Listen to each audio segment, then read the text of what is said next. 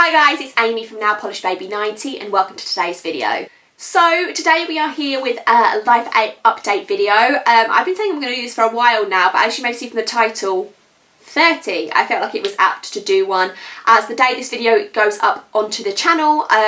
It's my birthday, my 30th birthday. I'm filming this a few days before. Obviously I don't think I could film on my birthday. So yeah, this is 30. Here it is.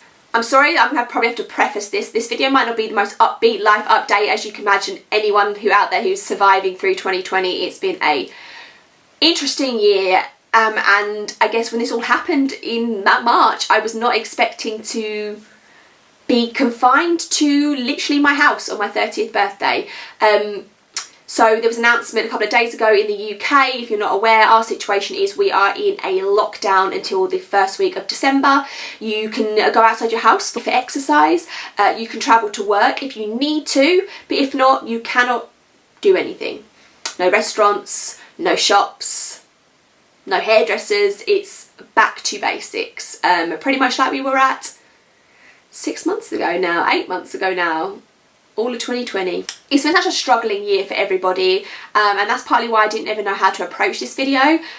For my situation, I'm very fortunate. I work for the NHS as some of you know, so I have not had to struggle with the fact of losing my job. I've been busier than ever. When it first happened, my husband had a few weeks off of work. He works in construction where they weren't really sure what they was doing, so he missed about 3 to 4 weeks of work and then he went back and worked less but did work through most of the pandemic. And then like I say, I had to work full-time rather than part-time because of the demand of the role that I'm in with both children at home. After about a month, Austin went back to preschool. In the UK, anyone who was deemed a key worker, their child could return to school. So he did return to preschool from like, I would say maybe end of April maybe. He returned to preschool and I'm very thankful that he had that consistency in his life through that time. Again, we came out of it kind of in June time. We started to be able to go to restaurants and started to be able to see people again, and it was an almost normal summer with very much encouragement for everyone to go out and kind of act normally again, which has possibly resulted in where we are now. I don't know how I feel about it, and my mum is in one of the categories of highly vulnerable, so she's one of the people that really shouldn't get it if she can. If she can avoid getting it, she should. So she was put in a 12-week lockdown, so we were unable to see her properly inside her home for 12 weeks. For most of it, it was just not at all. And then towards the end, we were allowed to see her outside. So that was also very hard. I believe that there is a problem with this, with coronavirus. It's a problem. But at the same time, I worry for our children and I worry for the economy. We're doing these type of lockdowns that we're doing. What else happened this year?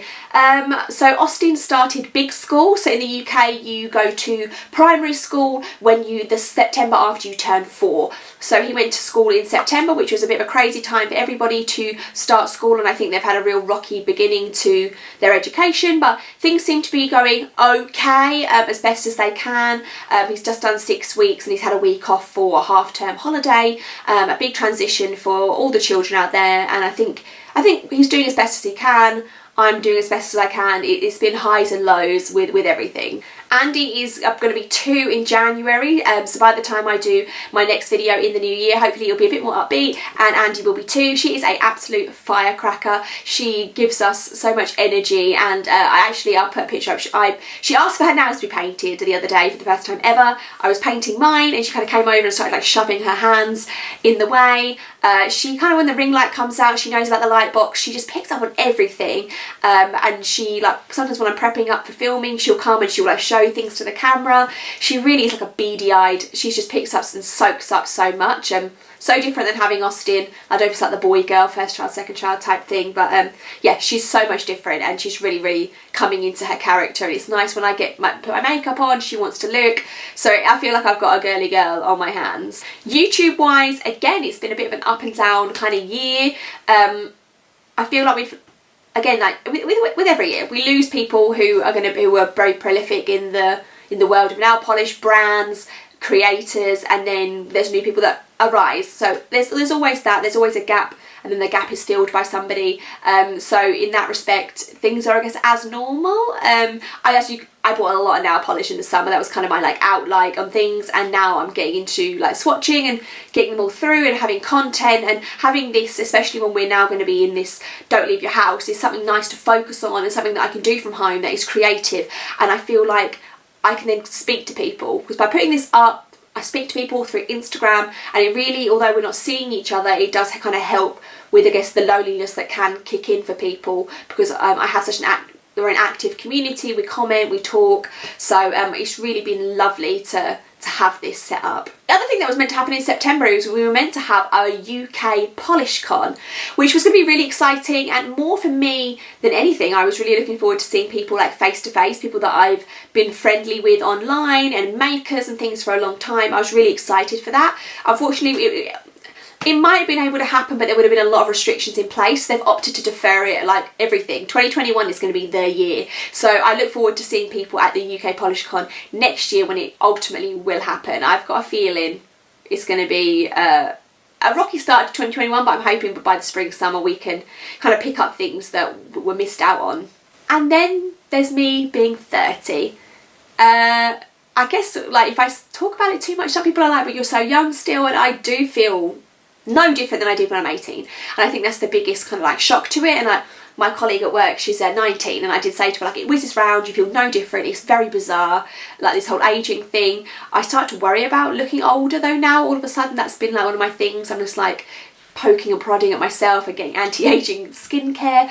That's been the main thing of it. And I was meant to be on an amazing trip for my 30th birthday, and I think it sounds so trivial when you think about it because of what people have lost during this pandemic, but for me, ever since I was like 23, 24, I had like a goal. I was going to be in New York for my 30th birthday, and then as things started to taper off, we had a backup plan which was also in America. We then had plans to go to Germany and a full plan scheduled to go to Germany.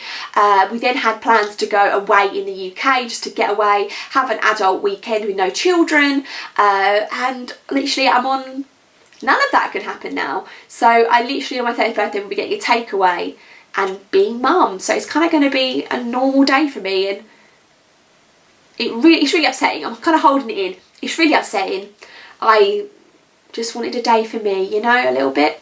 And I think that when I look back and I'm 40, anyone who's missed a big milestone during this year, it's just more poignant, because when you think of like, when I'm like 31, I'll be like, oh, I remember when I was 30 and that happened. Or people that have had babies, and when they remember giving birth to their child, they're going to remember the pandemic, or people that should have got married. I don't know, it's rubbish anyway, but it just seems, just because I'm missing a milestone, it just feels a bit more strange. But thank you so much for being here for this short life update. I won't get too down anymore. I will try and pep myself up.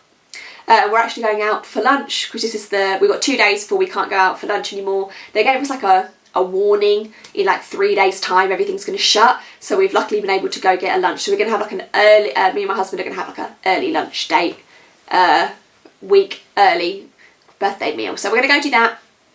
I'm going to leave you with this. Thank you always for being there for me and for being there for each other during this year. I'm sorry this has been solemn and sad in a way, and yeah, I'll catch you in the next one when I'm sure I'm going to be much more upbeat and happy. So stay safe to all of you, and I'll talk to you later.